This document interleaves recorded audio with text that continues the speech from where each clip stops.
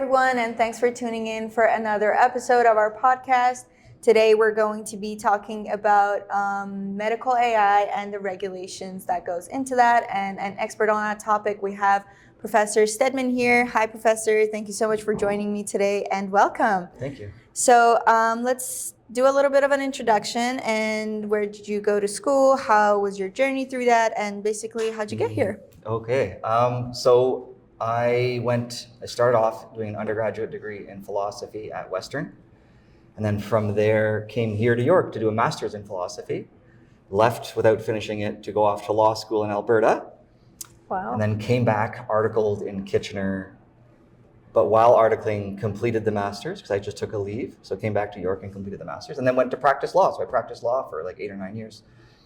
And I'll come back to that. But after practicing law, I went back, got a master's in law, and then a PhD in law from here at Osgoode. And then I've been a professor at York for this is year 4.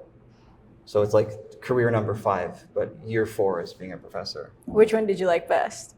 Oh, it all kind of weaves itself together when we unpack the story a little bit. But so about 11 years ago, my wife and I had our firstborn daughter. Okay. So she's 11 now. And after she was born, she had some symptoms, some medical issues that looked just like stuff that I'd been experiencing my whole life and that my wife had never had, but my mother had as well. And so I actually took paternity leave because I was working for the Legislative Assembly of Ontario at the time. And I started becoming like a medical researcher, trying to figure out what the problem was because I knew that what my daughter was experiencing was what I was experiencing, like what I had experienced forever. And so I started doing medical research and trying to figure out what it was and going back to doctors and specialists. And then we ended up getting diagnosed with a 1 in a million rare genetic disorder. And so I had been practicing law for about 7-8 years at that point, and that kind of turned my whole career path on its head. So when I say like I was practicing and then came back, there was this moment after paternity leave and going through this kind of diagnostic odyssey where I just had this realization that my career now needed to align more closely with the kind of personal story that we had been, writing with our rare disease. And so that kind of what gets me back into this space. So I don't know how far down that path you want me to go, but you can go as far as keep going? You want. Okay. Yeah. So it was after the diagnosis that we became really deeply connected into the rare disease community. Mm-hmm. So knowing that we were 1 in a million with the rare disease, there was 11, we thought that we were 11, 12, and 13. So only number 11, 12, and 13 in Canada, my mother, my daughter, and myself. Wow. And so there was just no one who knew anything about the disease that we had. So we got connected to the advocacy community, an organization called the Canadian Organization for Rare Disorders. And it was through that space that I started learning about the potential for genomics. I don't have a science background or a medicine background. I have a philosophy. Like I thought about ethics, I wrote about ethics, I did philosophy degrees. But it was through this kind of diagnostic journey and getting this diagnosis and coming into that advocacy space that I started learning about the healthcare sector.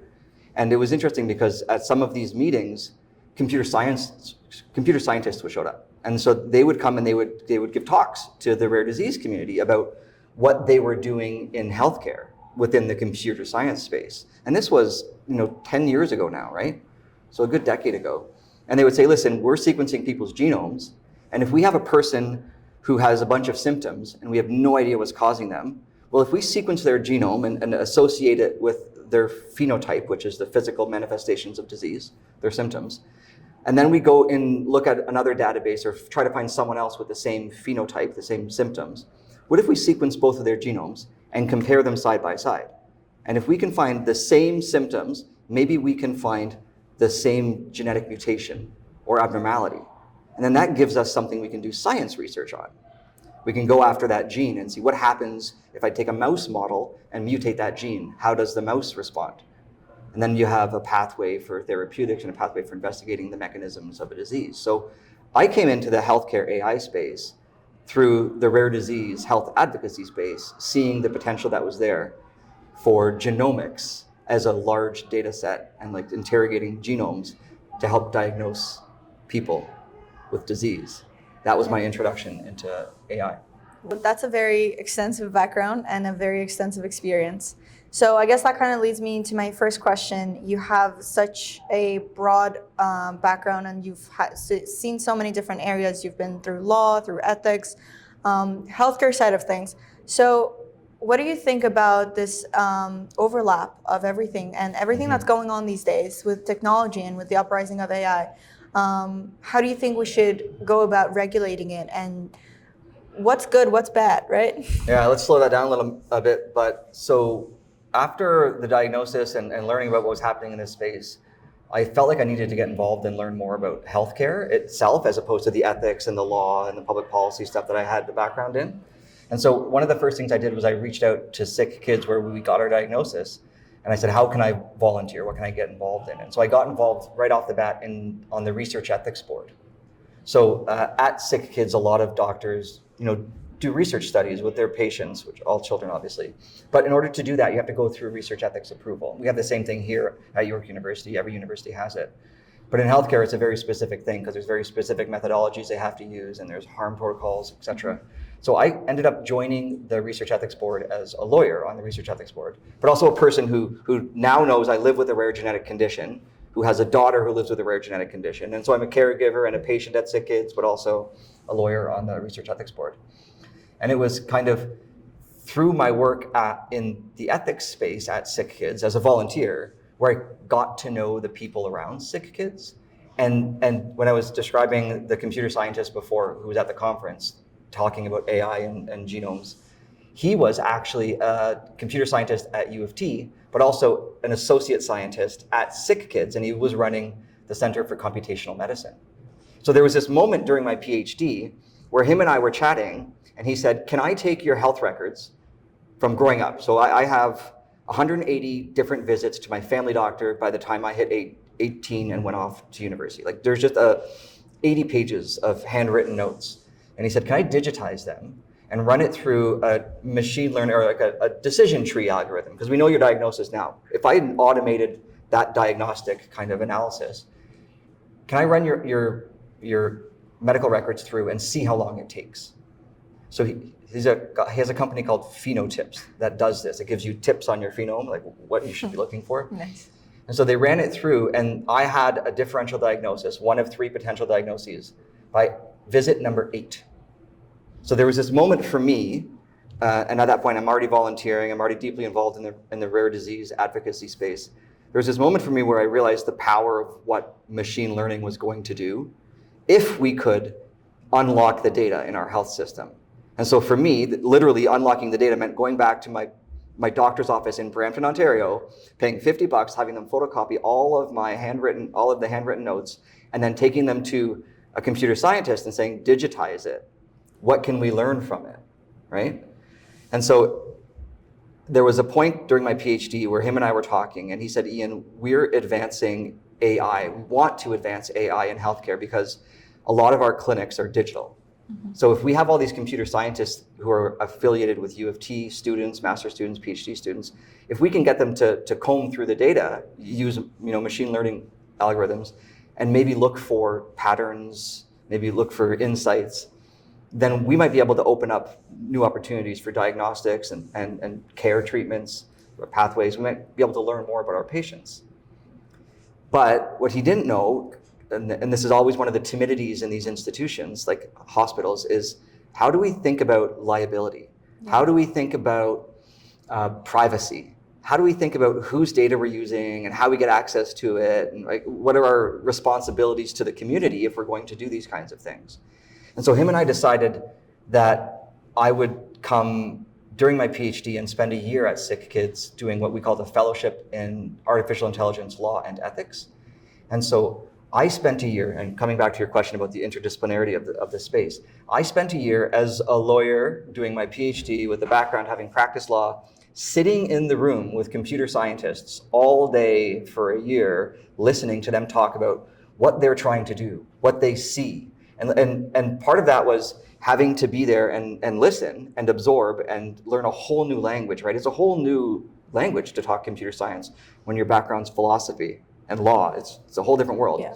So you need people to let you into that world, and then you need those people to want you there so that when you ask the question that, may be stupid for some of them, they're like, yeah, because if I don't teach you what I'm doing, you can't teach me what I'm missing or how to do it better. Yeah. So the AI in healthcare is not, will not, and cannot advance without a massive table of people speaking completely different languages, having the patience to sit together and teach each other the perspectives that they bring to the problem. So think, for example, about the clinician who has to know what the patient population needs. So they have to have a problem. And then they have to go to the computer scientist and say, like, I've got a problem. And the computer scientist or the data scientist will say, well, what data do you have? How can you demonstrate that problem to me? Is the problem a lack of data?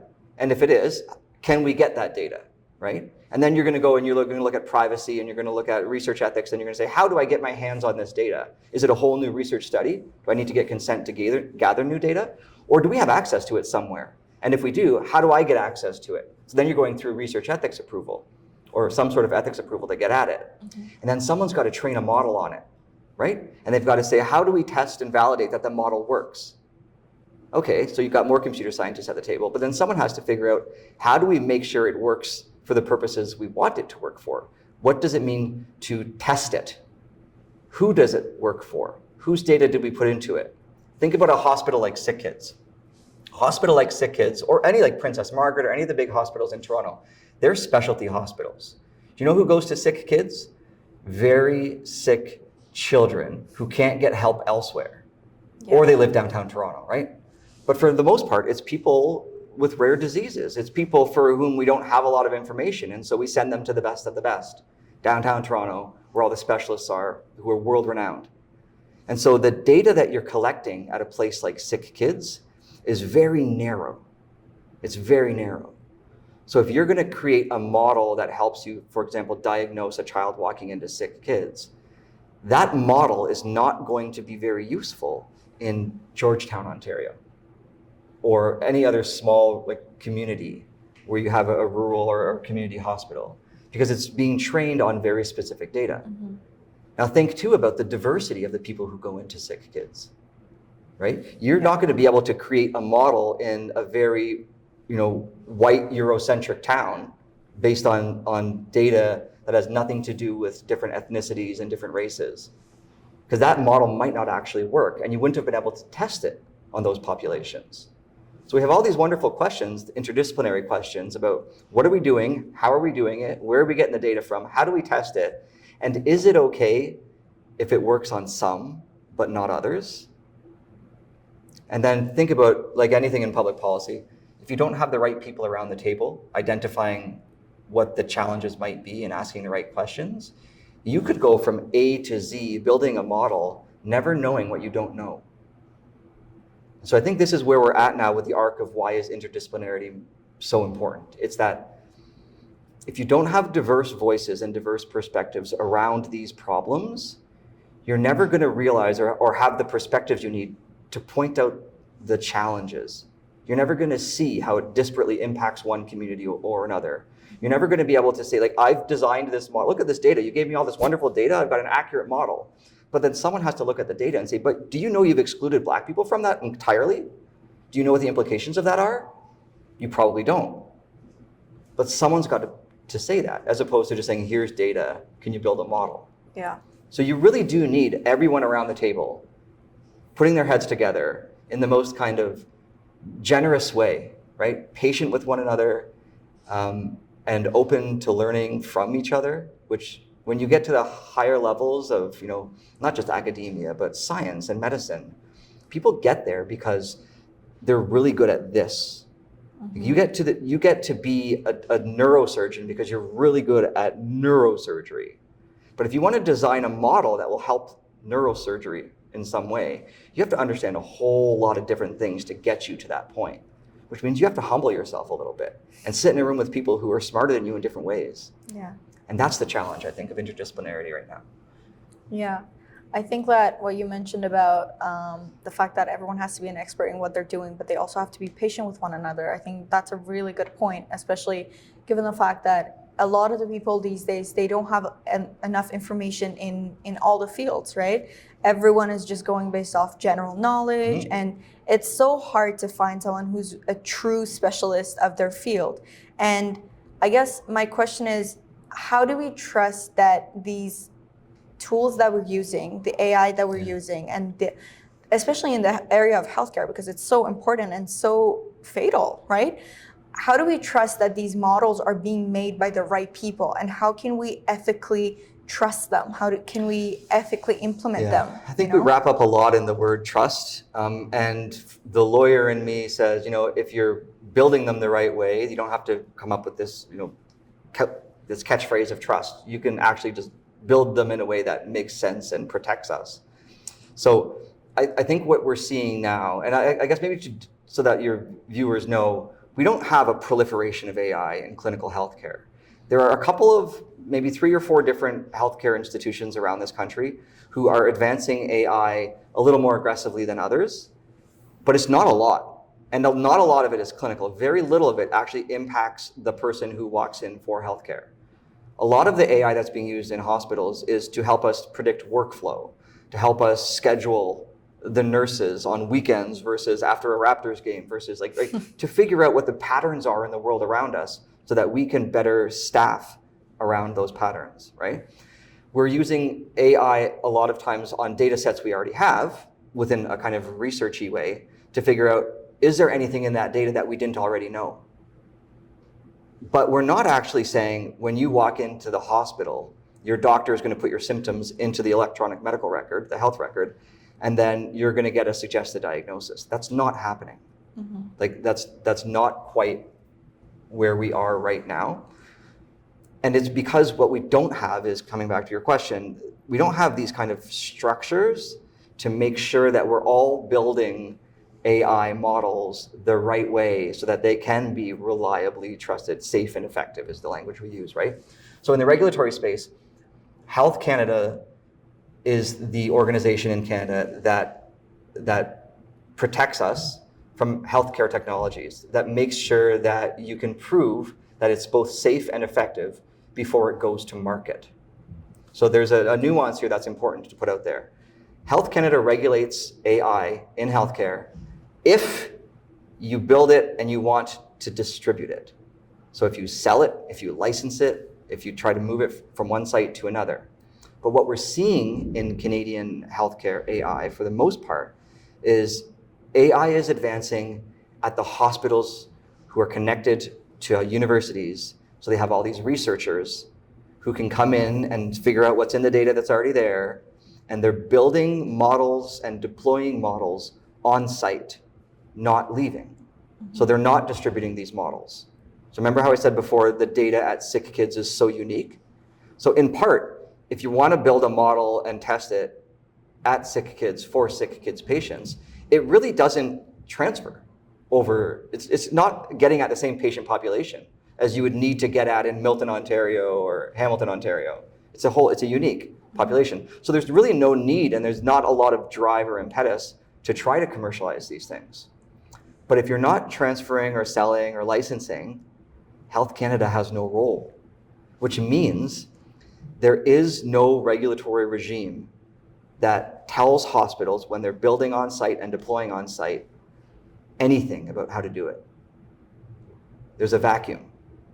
The only way Health Canada has any role is if you're trying to build it and then distribute it. Okay. This is where the fun conversation happens about ethics and law, and the role that ethics plays in trying to push good AI practices. Yeah. I think that in terms of the legal side of things, I think there's a lot of gaps from what we're seeing, how AI is getting implemented, and then I think it's the question of who to blame more. So I think it's more on the technical side of things and in the more tech side of things. Let's say the automated cars and any other automated service that's being widely used these days, they need to be regulated, right? I think so. Yeah. Yeah, obviously. Yeah, to protect people. Yeah. Yeah, absolutely. So what do you think are some regulatory gaps that we're seeing? So Health Canada, you're saying, doesn't have that 100% of coverage that it needs to have.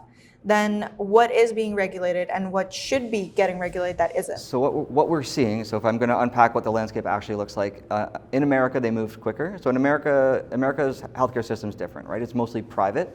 So what you have is healthcare's, like hospitals and healthcare centers, doing stuff deploying it internally with very little need for oversight. And then if they want to commercialize it, they go through what's the Food and Drug Administration in the States, FDA. So the FDA has been in this space, like regulating it, but we're a lot more commercial in America than we are in Canada because it's private. In Canada, it's a public sector institution. Like it's not government, it's still a corporation, but it's doing public sector work, right? Every time you see a doctor, they bill the government for that visit. So we treat these institutions a little bit differently. We think that they have a kind of obligation to the public. They hold the public trust in a much different way than a kind of capitalist hospital does. So the regulatory space that Health Canada occupies right now is active in the context of private sector. So anyone who's making an app and they want to put it out there to provide, like to use AI to provide some sort of health insight. So your tracker on your watch and all those things, like Health Canada might have some role in that. But the gap that's left for everything else within the hospitals means that there's no one telling them how to do it from start to finish. So what's happening there is that you're seeing hospitals kind of go it alone. At SickKids, we started a research ethics board just for data science, and it's the first in North America. So if a researcher at SickKids wants to use the data to try to build a model that they could maybe eventually deploy internally, in order to get access to that data, and in order to kind of tell us what they want to do with it, they have to get ethics approval. They don't do that anywhere else quite yet that we're aware of. They definitely don't do it through a dedicated research ethics panel that has computer scientists on it, as opposed to health scientists. Right. So it's an effort now at SickKids, and we're seeing some Unity Health, which is St. Mike's Hospital, is doing a lot of work in this space too. But there's an effort to kind of create new protocols that would exist in place where Health Canada doesn't have jurisdiction. Right. So at SickKids, what you're seeing is the ethics framework that they've designed, they've been publishing. So every little bit of it is getting put out there in peer-reviewed journals, bit by bit, so that we can kind of build this castle of protection around, like, how do we do good work to not just build, but to deploy the AI.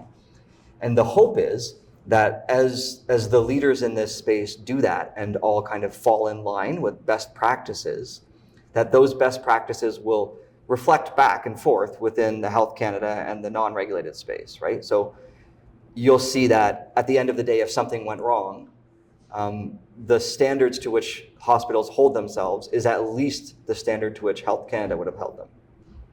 So there's this kind of parallel infrastructure being built. And at the end of the day, the question is are the Health Canada standards going to be higher, or are the hospitals going to have higher standards because they've been building it internally to protect themselves and worry about liability and risk and their own reputations as well. So there's like this it's not like it's like there's two different houses being built. Yeah. And at some point, the legal perspective is it could be the case if something goes wrong. So if a SickKids or a Unity or a UHN builds something and something goes wrong and a patient is harmed, and that patient files a lawsuit, right? They allege medical malpractice or something, and that lawsuit goes to court. One of the things the court has to do is say, okay, what's the standard of care? You built this tool on site, you're using it on site. What's the standard to which we should hold you for how you built it and how you tested it and how you're using it? Mm-hmm. And we don't have those yet. There's been no court cases in Canada that have gone to this extent because there aren't that many models that are deployed that could cause harm. What we tend to do is say the model informs the physician. Mm-hmm. So a physician should never just blindly follow a model's prediction. Yeah. They should look at it and they should use that to inform their larger clinical kind of judgment, which may factor in a whole bunch of different things, not just what the model's looking at. And so at the end of the day, if there is a lawsuit, the question will arise: Are we holding a hospital to the standards that hospitals have established, or that Health Canada would expect of them had they commercialized that product? We don't know those answers yet. Mm-hmm. So if I'm trying to point to where the gaps are, that's it. Hospitals are now going in an ad hoc way. They're not working together. They're working separately. Some of them are publishing, some of them are not. We have no idea publicly who's got what models deployed and how they built them, so there's no public registry. And that's a recipe for potential disaster if they don't all behind the scenes have their acts together, which we'll never know unless you're behind the scenes with them. Yeah. Well, since there's no precedence, do you think that in this case, I guess the consumers would be the patients? Do you think the patients are at a legal standpoint that they need to be more careful with what data they're giving to the scientists and the researchers that are behind this? Do you think we need to be protective of our data, or do you think we should help them by offering them information and I think there's a kind of privacy and data is, I don't think, the issue. It's the what are we building, who are we building it for, are we aware of who it works for and who it doesn't work for, have we tested it adequately before deploying it, and are we making sure we have safeguards so that when something goes wrong, for example, when new data comes in that would shift the model's understanding of that disease, right? So we have data shift or model shift. Are we catching it? Are we catching it? So like if you're working with rare disease patients and a new patient comes in with a little bit of a different variation on that disease, and the model learns from it, and then all of a sudden the model's less accurate on the aggregate for all the patients it's predicting for, are you catching it and then going in there and looking at it and saying, well, what did we just learn? So one of I think the amazing potentials of AI in healthcare, once we figure out how to do it right, is that it's going to alert us also when something comes in that we've never seen before, right? So what we don't want it to do is just continue to train itself and then to lose its accuracy because it's got a broader spectrum of potential targets for its prediction. We want it to alert us that there's a change in the data set and it's in its accuracy and it's shifting. So then we can go back as researchers, like I was saying before with the genomics and taking a model mouse, and if you have an AI that alerts you to some different data that's come in, you could maybe, if you build it right, go back in and pull that data out and say, what am I seeing here? And what you might notice is that you didn't realize your data wasn't representative of this population. But now that that population has entered the chat, right, has entered the room, and you've tried to apply the model to it, now oh goodness, there's the gap. So you want to build them so that they actually alert you to what they're missing when those things come into the picture. And all of that, we're still trying to figure out, right? You can muscle forward and just deploy it and put a person in the middle and say a person's going to make the decision at the end of the day. So it's not just going to be a model. We'll accept liability if the person makes a bad decision. You can do that. And that's what we're seeing in America, right? In America, because they don't have their healthcare system so different, they've been much more risk tolerant, and they've pushed forward much quicker with AI, and they've made more mistakes. So if you're actually looking online for examples of bad healthcare AI or healthcare AI that's gone wrong, you get a lot of American examples and elsewhere, but mostly out of the States because of the private institutions moving forward very quickly. Remember how I said if it doesn't leave the institution, it's not subject to regulatory approval? Yeah. It's no different in the States, right? The FDA is about commercialization of products, which is what the Health Canada is doing here. So if you're building it on site and deploying it on site and you've done a terrible job, you're more likely, to have that problem. In Canada, we haven't been so quick to build and deploy as they have in the States. So we are in a weird sense lucky enough, but also you wish there wasn't problems, but wish there weren't. We're lucky enough to kind of watch some of the bad cases come out of the States, and it sobers, I think, the Canadian excitement about AI. Yeah. Because we realize it's really, really easy to get wrong if you're not diligent and at every step of the way interdisciplinary and thoughtful and testing and alert and have protocols built up. We need to have those frameworks, because if we don't, the stuff that's happening in the States in our public healthcare system could do incredible damage to the public's trust in healthcare. Yeah. But I think it's also important to remember that it's through these mistakes that they're going to learn and they're going to make it better, right? It's through these that they're going to come up with the specific policies and the specific regulations that's going to prevent those exact problems in the future. For sure. Obviously, in Canada, we can look at them and learn from them. But don't you think it would have been maybe a little more advantageous for us to actually take those risks? And yeah, exactly. So as someone who teaches on public policy, right? Every decision we make in the public space, public policy, is basically trying to figure out what are the pros and cons, who are the interests, and how they affected, what's our line of best fit. Yeah. And so that's the kind of question that you're asking in the States, right? You're a capitalist enterprise, you're private healthcare. You want people to come to your hospital. So you want to show them the shiny new thing. Yeah. So you show them the shiny new AI tool that's going to diagnose them quicker or help them get better quicker. And sometimes you deploy the shiny thing before the shiny thing's ready to be deployed, because that's when you're going to make the most impact. We have a similar kind of incentive structure here with the hospitals that have big foundations, right? So the hospitals like the Sick Kids, the UHN, the Princess Margaret, like they bring in donor money, and they use donor money to fund innovation. So right now, Sick Kids, for example, I use them because that's where I'm closely working with, but they're building a whole new building. Big chunk of the cost of that building is paid for by donors. Yeah. So how do you get donors to want to give their $100 million to your hospital and not the other hospital? Well, you have to tell them that you're innovating and that you're innovative and that you're doing good work.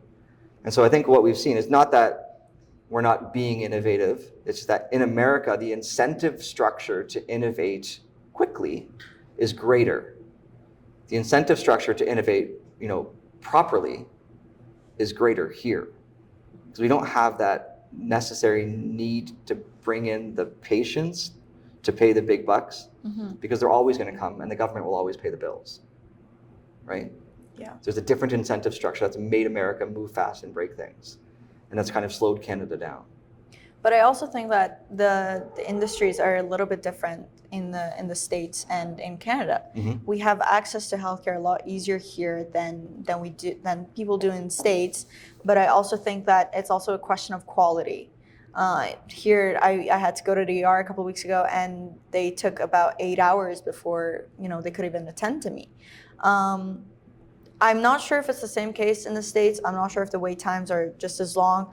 Probably, it's very probably pricey. shorter if you have more money. It's very pricey. But that speaks to one of the challenges we have in innovating in Canada as well, is that if it's either donor money or public money, right? It's not that these institutions can make big bucks and spend their own big bucks, right? Their patients are not their clients in the sense that they are in the States. Yeah. That's not how they're increasing their bottom line, is by charging their patients more, which you can do in the States. So in Canada, you're trying to get at a pot of money that will help you do innovative things. And so what we're seeing, remember I said before that the hospitals associated with universities are doing the most they're pushing the boundaries a little bit more.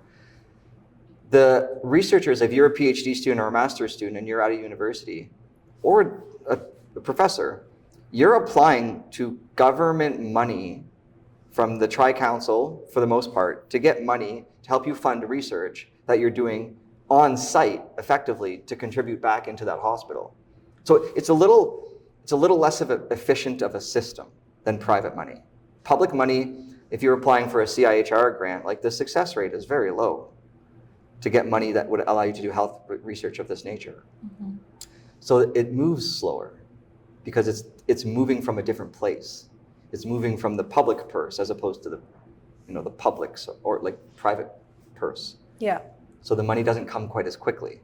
So yes, American healthcare might be quicker and you might get access to innovation faster, but the structures, like the financial structures of the two things, particularly that which is driving the innovation in AI, crazy difference, incredibly different. And I don't know how you can't square that circle if you still want the healthcare system we have to be publicly funded, right? Publicly reimbursed, universal care. It's just a different beast. How long do you think it's going to take before this is all a routine? So I think for some of the hospitals, we're within a year of seeing real fun stuff That deployed. fast? Sick Kids is on the cusp of it. They've got all the protocols in place, and they've actually got a few models in what we call silent trial. So they're at the end stage of testing behind the scenes and comparing to real world. So we're making predictions behind the scenes, and we're comparing that with what's actually happening in the real world. But this isn't informing the real world. It's just we're running it in parallel to see how are we doing, right? Are we accurate? But we're continuing to train it and update it based on the real world data. And that's happening, but it's only because they've got this massive protocol in place to make sure from start to finish, they've got everyone around the table, they've got the right ethics, approval and oversight, and that they have oversight of the model so that they know if there's variance or if there's something going wrong, but they've put all that in place.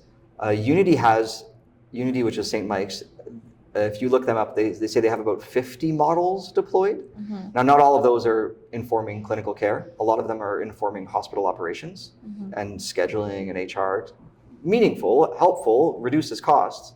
But some of those hospitals that have the money to have done the innovation already, I think you're going to see them deploying. I think one of the unfortunate situations we're going to have, though, because of our healthcare system and how it works, is we're going to have an inequity in access.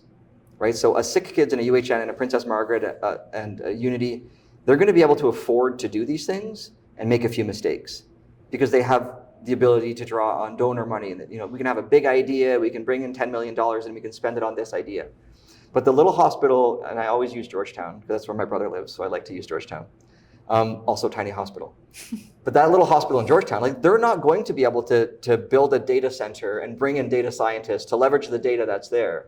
Someone outside of those community hospitals has to build the kind of models that they can deploy and then give them the funding they need to be able to build the infrastructure that will allow them to deploy it responsibly.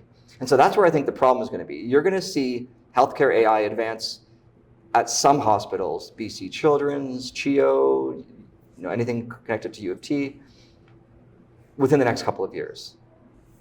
Pretty quickly, I think. But outside of that, you're going to create, I think, a whole new space for inequity of access to, high-end healthcare, because it's not going to get there. Yeah. Until the federal government or provincial government step in and start really incentivizing the creation of models that can be deployed across different sites, and then infrastructure funding. This conversation kind of makes me think about the Neuralink and how the first one has just been implemented on a human brain. Do you think Canada would allow something like that to be implemented? Neuralink? Oh yeah. So York University has this massive CFREF, which is a federally funded program called Connected Minds. So York is a leader in neuroscience and neurotechnology and thinking about those things. Do we have our Neuralink? Neuralink is a very unique thing, but there's a lot of neurotech that's doing a lot of amazing things. We think about it in the legal space quite a bit, actually, right? If I could read your thoughts, I could understand your intention when you do things. What are the implications for criminal law? Intention isn't doing it, right? Right. No, but you need to have intent to form criminal intent. So you need an actus reus and a mens rea in criminal law. Maybe it's outside the scope, but right? Guilty mind and guilty act, you have to actually prove someone has a guilty mind. So if we can read your mind, then it's a lot easier to prove the guilty mind. Yeah. Right. So there's all sorts of implications for neurotech, but disability is the big one, right? Giving people back the ability to use parts of their body and brain through neurotech. That's where the real interesting, tech developments are going to happen in healthcare. Yeah. We're a little bit of a gear switch. Sure. For someone who's trying to enter this industry, what skills do you suggest that they acquire before they attempt to get ready for the jobs? I know that your area is very, very niche down, but in general, in the data science portion of healthcare and the computer science of the healthcare, what do you suggest that the students, in terms of soft skills and technical skills, what's important? What counts? So as a professor who's doing work in this space, I never probably would have predicted that I spend 30% of my time establishing, managing, and maintaining my relationships, because there's just so many people from so many different spaces whom you have to be in the room with and be able to work with. So I think one of the things that will separate the next generation of students and give them opportunities is to develop their interpersonal skills and their networks. I don't think you're going to be able to enter these spaces and do interdisciplinary work if you are a siloed person who is, against learning from other people, who can't humble themselves to be in the room and be wrong once in a while. Yeah. So I really do think that the softer skills that maybe the computers have taken away from us, right, because we're all connected too much, I think those are going to be the skills that allow us to move forward with integrating these kind of technologies into society in a way that works for humans. Yeah. And that's the kind of thing I think we've lost track of. We got so excited about tech. What can we do with tech, and we're all connected all the time thinking about tech. But now that we're starting to step back and say, but it's tech for society, not just and or in, it's for us. And if we don't stay connected to what our needs are and how we interact with one another, the tech will be more harmful than it will be helpful. So I think that's going to be one, is to be able to walk into a room and look a person in the eye and have a conversation with them, an intelligent conversation. Your interpersonal skills are the future, I think. Wow, that was very insightful. Do you have any closing remarks, any message that you want to get out there? No, I think it's important for students at the undergraduate level to keep themselves open to different opportunities, right? So getting involved with your club and some of the other clubs at York that will expose you to disciplines that are outside or tangential to your own. Because once you get out into the real world, even though we do this thing in universities where we put you in these kind of departments and these silos, the world is not siloed. It's very messy. And if you can't navigate the mess around your silo, it's going to be harder for you to have the kind of impact you want to have with your career. So get out there, challenge yourself, be uncomfortable, meet new people, volunteer, right? Be open to things you weren't open to last year, next year. Make that your goal, is to expand your worldview and to open yourself up to other people's perspectives. And I think that's the way the university students are going to find success in this oddly interdisciplinary world that you're all entering. Yeah. Well, thank you very much, Professor Stedman. My pleasure. Really appreciate your time. And thank you so much for taking the time to tune in. And if you're interested in more content like this one, make sure to subscribe to our channels and stay tuned.